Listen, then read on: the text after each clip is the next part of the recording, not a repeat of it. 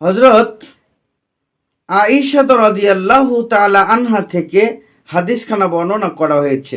ক্বালাত, তিনি বলেন, রাসূলুল্লাহ সাল্লাল্লাহু আলাইহি ওয়াসাল্লাম একদিন আমার কোলের উপরে মাথা দিয়ে শুয়েছিলেন। এমতো অবস্থায় আমি রাসূলুল্লাহ সাল্লাল্লাহু আলাইহি ওয়াসাল্লামকে প্রশ্ন করলাম, জিজ্ঞাসা করলাম, হে আল্লাহর রাসূল, আসমানে যতগুলো নক্ষত্র আছে এই সমস্ত নক্ষত্রের সমপরিমাণে সওয়াবের মালিক আপনার কোনো মানুষ আছে কি, কোনো সাহাবী আছে কি যারা আসমানে যতগুলো নক্ষত্র আছে তার সমপরিমাণে সওয়াবের মালিক হবেন? তখন রাসূলুল্লাহ সাল্লাল্লাহু আলাইহি ওয়াসাল্লাম বললেন, হ্যাঁ আছে, ওমারও সে হলো আমার সাহাবী ওমর রাদিয়াল্লাহু তাআলা আনহু।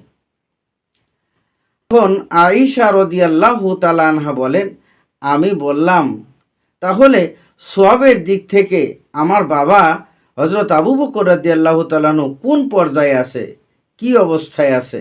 তখন রাসূলুল্লাহ সাল্লাল্লাহু আলাইহি ওয়াসাল্লাম বললেন, ওমর রাদিয়াল্লাহু তাআলা আনহুর জীবনে যত নেকি আছে সব নেকিগুলো যদি একত্র করা হয় আর আবু বকর রাদিয়াল্লাহু তাআলা আনহুর সওয়াবের মধ্যে, নেকির মধ্যে মাত্র একদিনের নেকিকে যদি এক জায়গায় করা হয়, তাহলে দেখা যাবে যে ওমরের সারা জীবনের নেকির চাইতে আবু বকরের একদিনের নেকি অনেক বেশি।